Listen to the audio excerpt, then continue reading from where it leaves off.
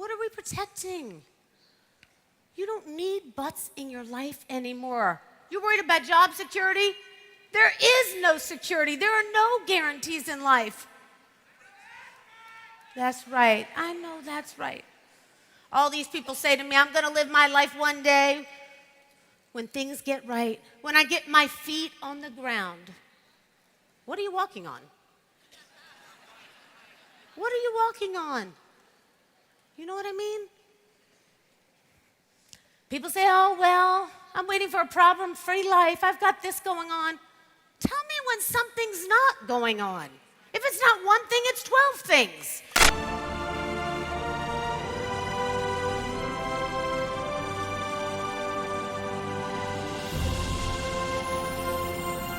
The dishwasher in my house broke last month. The repair company sent a technician to look at it and charged $120 for the visit. He diagnosed a faulty pump and ordered a replacement part that I paid for up front. He came back 3 weeks later and installed it. I paid again for the labor. So 3 separate invoices before the dishwasher even worked. Nobody asked if I was comfortable paying before knowing the fix would hold. Nobody offered a refund if the pump failed again in 6 months. I paid for the service rendered, the dishwasher works, end of transaction. That is how every adult industry operates. A lawyer collects a retainer and bills hours regardless of whether the case settles, wins, or loses on appeal. Doctors charge for the visit whether you walk out healthier or get worse. The accountant bills by the hour whether your tax return saves you money or triggers an audit. A plumber charges a trip fee before he even touches a wrench. Mechanics keep the diagnostic charge when your car keeps breaking down. General contractors pull draws against the construction schedule whether or not you ever sell the house at the price you want it. Architects charge against the design phase whether you break ground or shelve the project. Engineers charge for the report whether the bridge gets built or the city kills the project at zoning. Therapists collect by the session whether the marriage holds together. Nobody who has ever hired a contractor, a lawyer, a doctor, an accountant, or a therapist would even ask whether the fee is contingent on the result. The fee buys the work. The work has value once delivered, and the result belongs to whoever was trying to achieve it. Independent film runs the opposite arrangement. The line producer is asked to absorb overages. The casting director is asked to defer their fee. The composer is asked to work for back-end points on a film that will never see back-end. The producer's rep is told to take a percentage of a sale that may never close. The crew is asked to take a day rate that wouldn't cover a hotel room in the city they're shooting in. The consultant is asked to take a 5% success fee on a $2.5 million raise that the filmmaker has no intention of closing. Oh, come on! And the post house is asked to wait for distribution. Every node downstream of the filmmaker is asked to absorb risks the filmmaker themselves refused to absorb when they went out raising money. Oh, you see the scam? You didn't see what was going on? Well, there's no way to determine that, Sam. Yes, there is. An infallible way. They won. The investor who did not put up the money demands, recoupment, premium, audit rights, waterfall priority, and a defined exit. And you, as the filmmaker, accepted those terms because the investment requires them. Look at me. I'm making people happy. I'm the magical man from Happy Land in a gumdrop house on Lollipop Lane. Oh, by the way, I was being sarcastic. Well, duh. The filmmaker then turned around and demanded that everyone working below them accept none of those things. I'm asking you to do this for me. Sorry, no. Well, then fuck you! So then the investor protects themselves with a financing agreement that runs 80 pages long. You see, 97% of independent feature films fail to turn a profit. A randomly selected American independent film made over the past 20 years has a 3% chance of being profitable for its backers, slightly better than 1 in 30. Less than 2% of investments in films at major festivals ever recoup. Of films released through distributors, 83% do not break even. The deferral the filmmaker is asking the crew to accept is not a deferral, but rather a wage cut described in the language of participation. Hey, buddy. Got something for you. Huh? I made you a trophy for showing up today. Good job. Oh. The credit the filmmaker is offering is not a credit because it is disguised as a refusal to pay framed as generosity. To put it lightly, the producer credit is the most debased title in any service industry. In 1994, the average film carried on average 6 producers. By 2013, that grew to about an average of 10, with maybe 4 of them being executive producers, up from less than 2 in the mid-1990s. The number of producers on movies has increased 112% since 2000. Gus Van Sant's Dead Man Wires carries 121 producing credits on a single feature. The Writers Guild and Directors Guild determine writing and directing credits through formal arbitration. Producers are typically classified as management rather than labor, leaving the assignment of producing credits largely in the hands of studios and financiers. Anyone can be made a producer at any time for any reason because the title is a currency with no central bank. Really stupid. This is not a film prop. This is a pattern that runs across any industry where an unregulated title intersects with an oversupply of desperate applicants. Tech startups run the same arrangement. The founder raises a seed round at a valuation that demands real returns to the VC. They protect the VC with an agreement, board observer rights, anti-dilution provisions, and pro-data rights on the next round. They will then turn around and ask their first 5 employees to work for $40K below market rate in exchange for option grants that will be diluted into nothing by the time anyone exits. They then ask the design contractor to take stock instead of cash. They ask the marketing freelancer to invoice at year-end for a percentage of revenue. The VC's downside is protected by clear documents. The employee's downside is unlimited. The founder is running capitalism upstream and communism downstream, exactly as the filmmaker does. So when the company fails, which 90% of seed stage startups do, the VC writes off the loss against winners in the same fund. The employees lose 2 years of below market wages and walk away with nothing. Cannabis runs the same arrangement. Crypto ran it through 2022. Restaurant ownership runs it, music labels run it, galleries run it. Any industry where the title at the top is unregulated, the path in it is gatekept by intermediaries who charge fees on the way through, and the labor at the bottom is told that the upside justifies the discount. The arrangement always ends the same way, with the intermediaries getting paid first. The investors get paid second, the labor gets paid in promises. The contradiction reaches its purest form in casting. A first-time filmmaker raises $1.2 million for a feature. They spend $400K of it hiring an actor who is not open to film in a few years for 4 days of work because their own producer told them the name would help with sales. Then they ask the composer to defer their $15K fee and the line producer to absorb $40K overage. Then they ask the consultant who built their financing materials to take 5% success fee instead of a flat retainer. So by that metric, the actor's quote was non-negotiable, but everybody else's was a moral question about whether they believed in the project. Nobody cares about the proximity. The actor is still rich, and the filmmaker is still broke. Police, get what you fucking deserve! The proximity to the famous face that was supposed to elevate the project is the same proximity 4,000 other first-time filmmakers paid for the same year on movies the actor will never watch, in deals the actor's agents never treated as an administrative item. Not a great plan. The defenders of the arrangement repeat lines that fall apart on first contact with the market they claim to operate in. Anyone who asks for money up front, you should take the first flight out. Reward should come in results. These statements are not principles. They are blanket attacks on anyone who refuses to subsidize the speaker's career. The real industry, the one where actual money moves, runs on the exact opposite arrangement. Real producers do not ask consultants how to do their jobs. Real producers know how to raise private equity. That is the entire job. A producer who needs a consultant to tell them how to assemble their financing has not actually become a producer yet, but rather just acquired a useless title. It doesn't work that way! Esteemed producing credits do not mean what they used to mean. The credit can be bought for $20K from someone selling them, gifted by a financer who needed somewhere to park an investment, awarded by a director to a friend, or attached to anyone willing to wire the right number to the right account. The credit is the currency without backing, and all it does is tell the market nothing about whether the holder can actually produce a film. The same people preaching rewards should come from results sit inside an industry that pays its actors enormous fees up front for movies that lose money on a regular basis. Dwayne Johnson took $4 million for The Smashing Machine, an A24 sports drama directed by Benny Safdie. The film cost $50 million to produce, plus tens of millions in marketing, requiring above $100 million to break even. It opened to $5.9 million, the lowest wide opening of Johnson's career. The film bombed. The Rock kept the $4 million. Julia Roberts was paid $20 million to star in After the Hunt, an Amazon MGM Studios production on a budget of $80 million. The film grossed $3.2 million in its domestic opening weekend, finishing outside the top 10 and was projected to lose money for the studio. Julia Roberts kept the $20 million.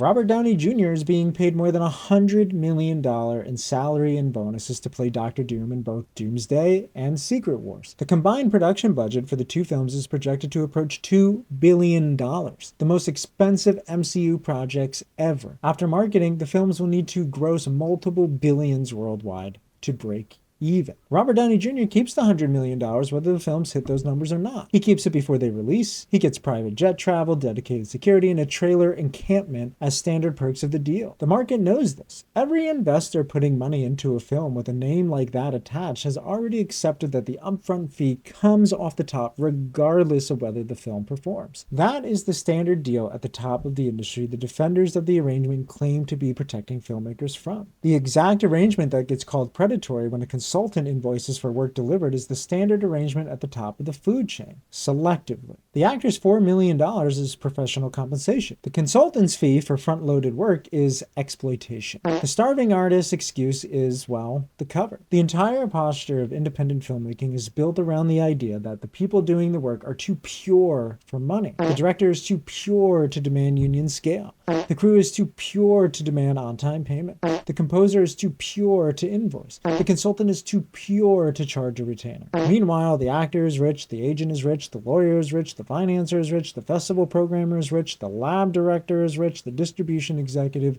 is rich. The starving artist is the only one who is actually starving, and only because everyone above them in the chain has agreed that they should be. This is why your project isn't funded and never will be. Nobody takes you seriously. The rich communists who built this system are not the filmmakers. They are the festival programmers, lab directors, fellowship boards, distribution executives, sales agents, and industry mentors who designed the conveyor belt. They charge submission fees on the way in. They sell you access on the way through. They take percentages on the way out. They do not work on back end. They do not defer. They do not accept credits in lieu of cash. When a film does sell to a distributor, the distributor takes marketing costs and fees off the top, leaving 83% of films released through that channel unable to break even. The intermediary class extracts at every step. The filmmaker absorbs the loss at every step. The crew below the filmmaker absorbs the loss the filmmaker tried to pass downstream. By the time the filmmaker has been processed by the machine, they have internalized the ideology of the machine. They will tell their crew the same things the lab director told them. Believe in the project, defer the rate,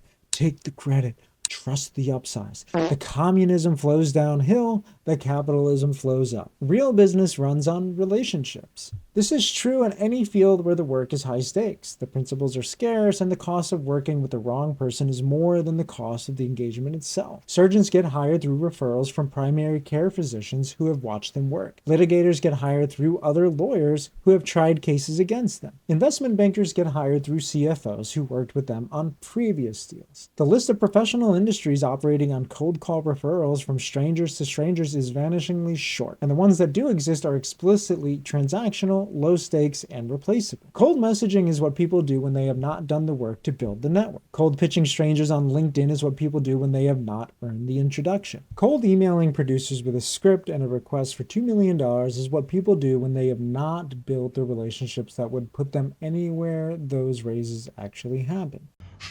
Man, you are one pathetic loser.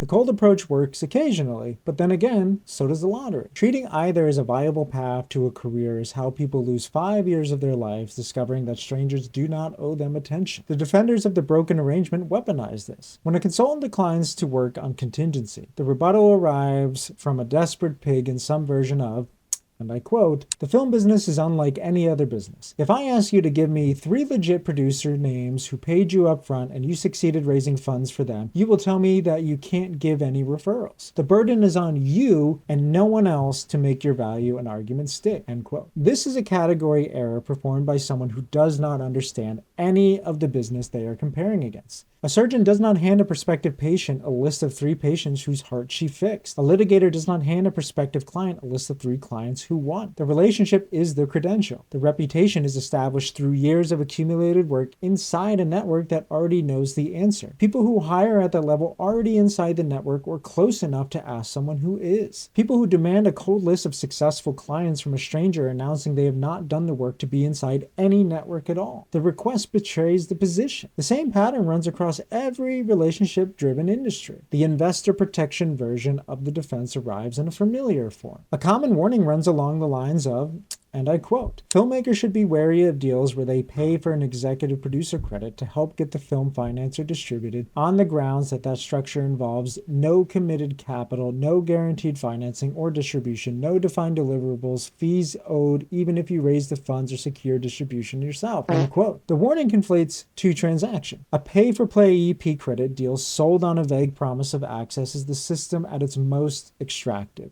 An outside engagement that prepares a project to be defensible to investors is not the same transaction. The first sells a title with no work, the second sells work with no title. The warning treats them as equivalent because it does not distinguish between the title economy the system runs and the labor economy everyone else operates in. The festival submission with no committed emission, no guaranteed selection, no defined criteria, and fees owed regardless of whether you advance is alignment. The Pitch Lab application with no committed mentorship, no guaranteed introductions, no defined curriculum, and fees owed regardless of whether you finish is alignment. The producer's rep contract with no committed sale, no guaranteed distributor, no defined timeline, and fees owed regardless of whether anything closes is alignment. The fee for work delivered is the only transaction in the entire chain that gets called extraction. Selective enforcement is the entire ideology. The defenders win the social argument by changing the subject, and they have to change the subject because the actual result of the arrangement they are defending are visible to anyone willing to read the trade press. The defenders can dismiss what they cannot see, but they cannot dismiss what is happening in public. The arrangement produces failures at every budget level across every part of the country, but most of them collapse behind closed doors. A few collapse with the cast, the budget, the timeline, and the unpaid crew, all visible to anyone paying attention. Those are the ones worth walking through, because the defense built on "you don't know what you're talking about" cannot survive a project everyone can watch fall apart. In October 2024, it was announced that Bryan Cranston and Lily Gladstone had been set for a conspiracy thriller called Lone Wolf, directed by Mark Pellington. The film wrapped principal photography in March of 2025. In April, it was announced in the trades that it was actually a turbulent production. By July, it had become known that Bryan Cranston thriller Lone Wolf endures turbulent production with dozens of crews still unpaid weeks after wrap. As of May 2026, almost a year later, the Lone Wolf movie remains in a state of partial completion with no confirmed resolution to its funding crisis, with a $2 million shortfall. So despite its star power,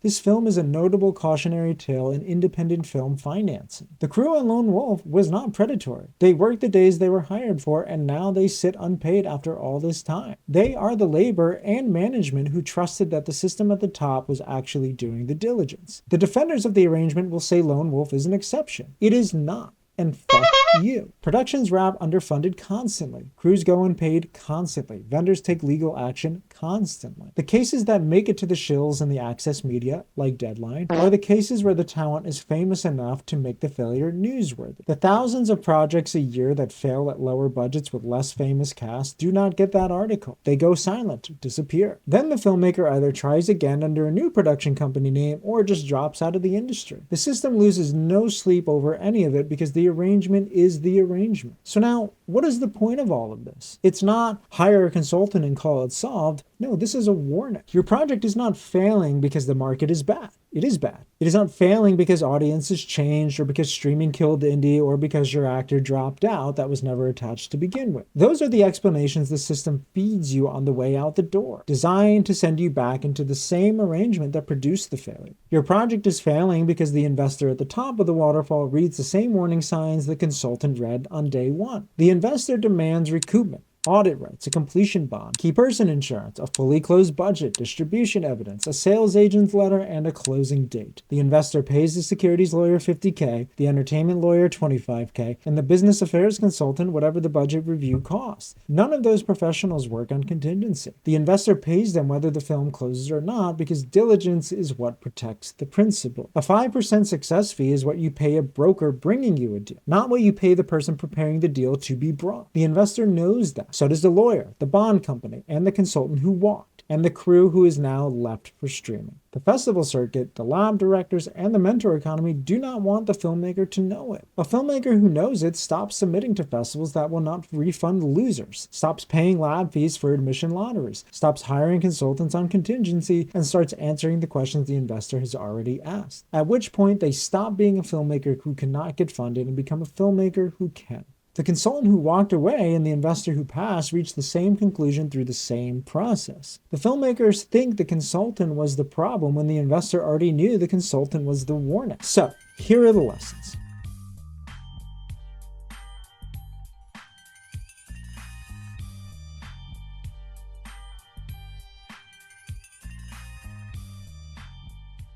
The iron law of wages. David Ricardo observed in 1817 that the wages in any industry where labor supply exceeds demand will fall to subsistence. The mechanism is supply against demand, not malice. Independent film graduates tens of thousands of MFAs per year against a few hundred films that pay scale. Tech graduates tens of thousands of CS majors per year against a few hundred funded startups. The deferral arrangement is the predictable equilibrium of an oversupplied labor market. The principals asking the labor to defer are accurately reading the market the system handed them.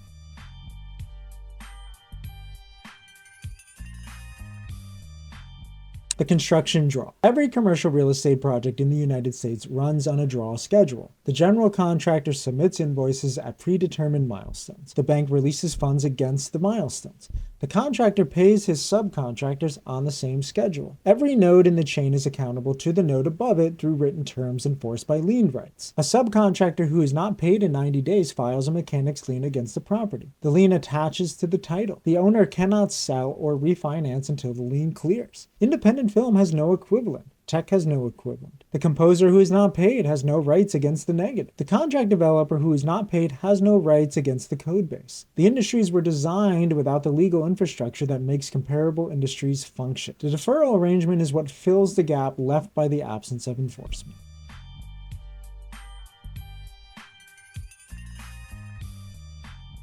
The Flexner Report. In 1910, the Carnegie Foundation commissioned Abraham Flexner to survey every medical school in North America. His report recommended closing most of them. Before Flexner, diploma mills sold credentials by mail. After Flexner, medical schools required a defined curriculum, clinical training, hospital affiliation, and accreditation. Within 20 years, the supply of doctors fell, the quality rose, and the price of medical labor stabilized at a level that supported professional careers. The producer title is in the pre-Flexner condition.